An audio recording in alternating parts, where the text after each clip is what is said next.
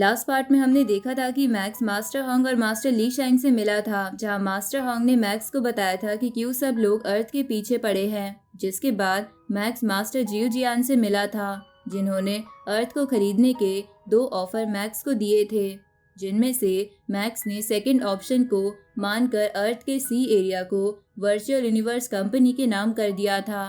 जिसके बाद वो खुद को ताकतवर बनाने का डिसाइड करता है, पर तभी उसे एक मिशन दिखाई देता है जिसे मैक्स ने एक्सेप्ट कर लिया था और वो मिशन के लिए उस प्लैनेट की तरफ निकल गया था। दूसरी तरफ हमने उस प्लैनेट पर बहुत सारे लोगों को देखा था जो कुछ स्पेशल फ्लावर इकट्ठा कर रहे थे।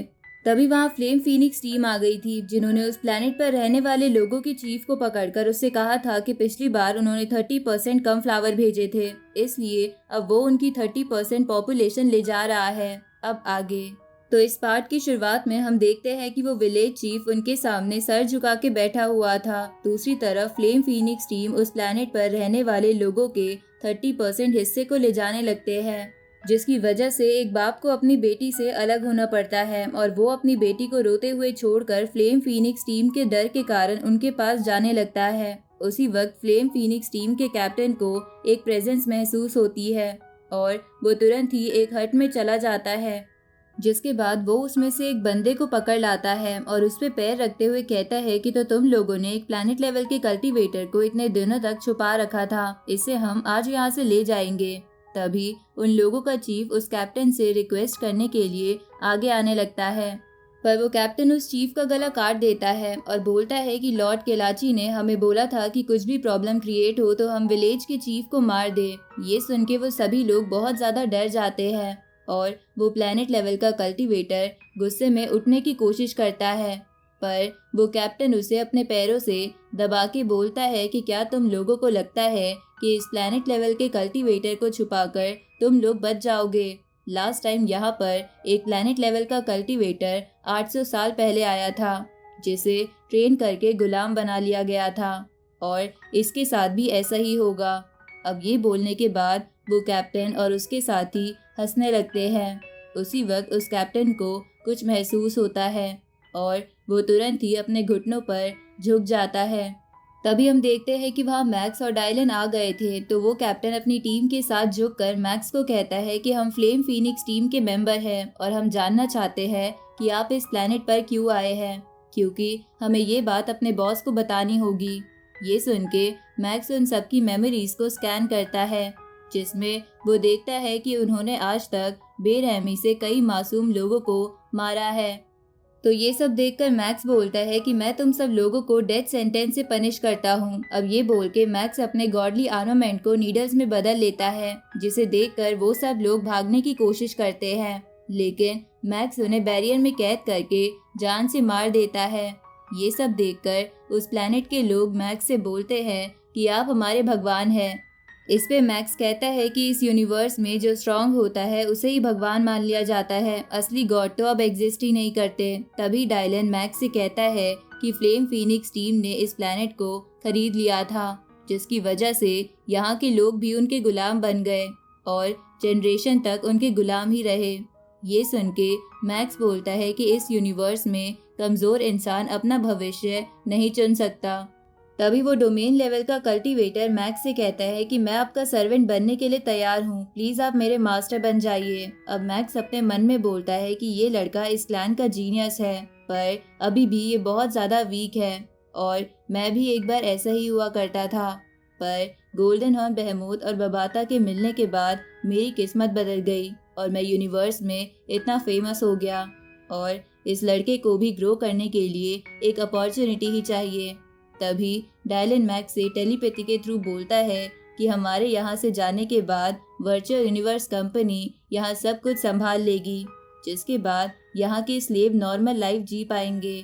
साथ ही ये डोमेन लेवल का कल्टीवेटर भी ग्रो कर पाएगा, क्योंकि वर्चुअल यूनिवर्स कंपनी इसे ट्रेनिंग देगी। तो ये सुन के मैक्स डायलन के साथ वहाँ से निकल जाता है। ये देखकर वो सब बोलते हैं कि गॉड यहाँ से चले गए हैं, जिसकी वजह से फ्लेम फीनिक्स टीम के लोग हमें नहीं छोड़ेंगे, क्योंकि उनके आज इतने लोग मारे गए हैं। तभी उस प्लेनेट के ऊपर जितने भी स्पेसशिप फ्लेम फीनिक्स टीम के थे उन सबको मैक्स डिस्ट्रॉय कर देता है और उन प्लेनेट के लोगों से कहता है कि फ्लेम फीनिक्स टीम जल्द ही पूरी तरह खत्म हो जाएगी और तुम लोग भी नॉर्मल लाइफ जी पाओगे। तुम्हें बस यहीं रहकर वर्चुअल यूनिवर्स कंपनी का इंतजार करना है। अब मैक्स उस जगह से निकल जाता है और एक दूसरी जगह पर आ जाता है जो कि केलाची का हेडक्वार्टर था। तभी उस हेडक्वार्टर में अलार्म्स बजने लगते हैं। तो ये देखकर उस हेडक्वार्टर के गार्ड बोलते हैं कि ये सब क्या हो रहा है, क्या हम खतरे में हैं। इस पे एक गार्ड बोलती है कि इस जगह पर फ्लेम फीनिक्स टीम का कोई कुछ नहीं बिगाड़ सकता, इसलिए तुम चिंता मत करो। उसी वक्त केलाची पैलेस से बाहर आ जाता है और अपने गार्ड से कहता है कि सभी लोग शिप में बैठ जाओ और इस प्लेनेट को छोड़ दो।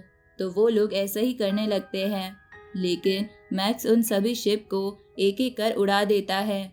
जिसके बाद मैक्स डायलन के साथ केलाची के सामने आ जाता है। तो डायलन जैसे अनडाइंग लेवल के कल्टीवेटर को अपने सामने देखकर केलाची अपने घुटनों पर आ जाता है। साथ ही उसके बाकी गार्ड्स भी घुटने पर आ गए थे। ये देखकर डायलन मैक्स से धीरे से बोलता है कि ये बंदा सिचुएशन को अच्छी तरह समझ चुका है।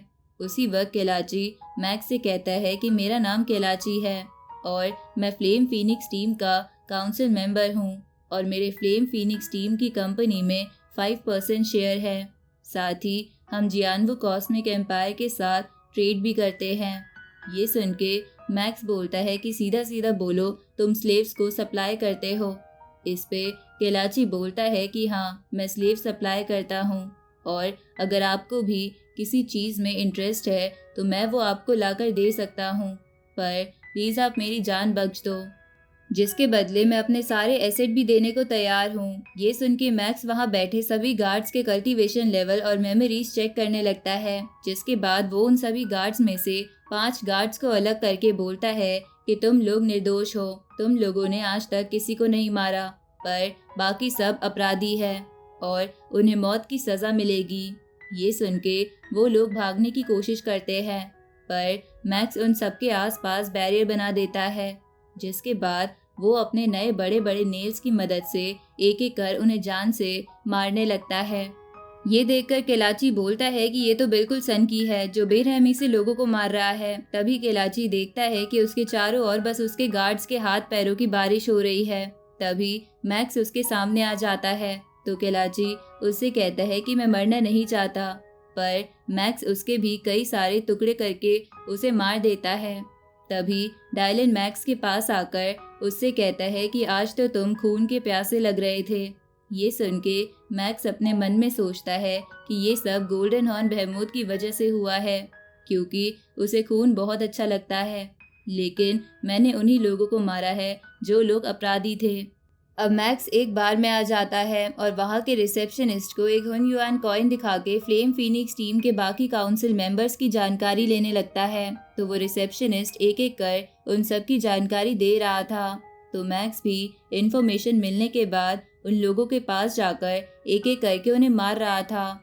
दूसरी तरफ बबाता और वो दूसरी एआई उस बार में डांस कर रहे थे। अब थोड़ा समय ऐसे ही चलता है जहाँ मैक्स उस रिसेप्शनिस्ट को हुन युआन कॉइन दे देकर उससे मिलने वाली इन्फॉर्मेशन की मदद से उन लोगों को मार रहा था, जहाँ एंड में वो रिसेप्शनिस्ट से बोलता है कि तुम भी अपराधी हो।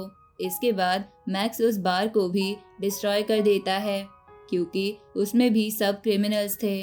अब मैक्स उस जगह से निकल जाता है और मार्स और जुपिटर के बीच की एस्ट्रॉइड बेल्ट में अपनी स्पेसशिप लेकर आ जाता है, जहां ऐसा करते हुए वो डायलन से कहता है कि फ्लेम फीनिक्स टीम के 17 काउंसिल मेंबर्स को अब तक मैंने मार दिया है और अब बस उनका लीडर पांशी ही बचा है। इस पे डायलन मैक्स से कहता है कि पांशी की स्टोरी बिल्कुल लेजेंडरी है। उसका जन्म एक स्लेव क्लैन में हुआ था, पर उसके अंदर बायोचिप लगने से पहले ही वो वहां से भाग गया, जिसके बाद उसने अपने साथियों के साथ मिलकर कई साल छुपके कल्टीवेशन किया और आज वो वर्ल्ड मास्टर लेवल स्टेज 3 पर पहुंच गया और इन्हीं एस्ट्रॉइड के बीच छुपकर मेडिटेशन करता है।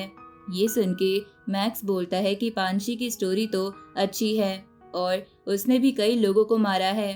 भले ही उसका जन्म स्लेव क्लैन में हुआ था, पर उसने अपने लोगों से बहुत सारे स्लेव्स को मरवाया है, जिसकी वजह से कई फैमिलीज तबाह हो गई है। और मैं उसका अंत करके रहूँगा। तभी बबाता मैक्स से कहती है कि हमारे आसपास के कुछ एस्ट्रॉइड्स में मॉडिफिकेशन करके उसमें वेपन छुपा रखा है ताकि पांशी अपने इस डिफेंस की मदद से आने वाले खतरे पर हमला कर सके। इसके बाद बबाता इंफ्रारेड की मदद से पांशी की भी लोकेशन पता लगा लेती है। उसी वक्त उस एस्ट्रॉइड में छुपे वेपन मैक्स की स्पेसशिप की तरफ अटैक कर देते हैं, पर मैक्स बबाता की मदद से स्पेसशिप को बचा लेता है। जिसके बाद बबाता उन सभी वेपन्स में से कई को स्पेसशिप के लेजर से तबाह कर देती है।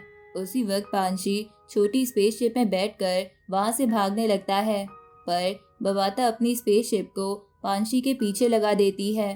तभी पांशी चालाकी से मैक्स की स्पेसशिप पर एक और अटैक करता है, लेकिन बबाता उस अटैक को भी फेल कर देती है और पांशी की स्पेसशिप तबाह कर देती है। तो पांशी स्पेसशिप से निकलकर भागने की कोशिश करता है, पर डायलन और मैक्स उसके सामने आ जाते हैं। तो पांशी डायलन को देखकर बोलता है कि मैं तो आपको जानता भी नहीं हूँ, तो आप मेरे पीछे क्यों पड़े हो। इस पे मैक्स पांशी से बोलता है कि मैं वर्चुअल यूनिवर्स कंपनी से आया हूँ और मैं तुम्हें सज़ा सुनाने वाला हूँ, जो मैंने तुम्हारे बाकी काउंसिल मेंबर्स को भी सुनाई थी। इसलिए अब तुम्हारे पास मरने के अलावा और कोई रास्ता नहीं है। इस पे पांशी कहता है कि तुम बस इस अनडाइंग लेवल कल्टीवेटर यानी डायलन के पीछे छुपे हुए हो, इसके बिना तुम कुछ नहीं कर सकते। ये सुन के मैक्स कहता है कि ठीक है, जब मैं तुम्हें सजा दूंगा तो डायलन बीच में नहीं आएगा। ये सुन के पांशी खुश होते हुए बोलता है कि तुम जैसे कल्टीवेटर को तो मैं आराम से मार दूंगा। ये सुन के मैक्स अपना गॉडली आर्मामेंट निकालते हुए कहता है कि अब मरने के लिए तैयार हो जाओ। और इसी के साथ ये पार्ट यहीं खत्म होता है।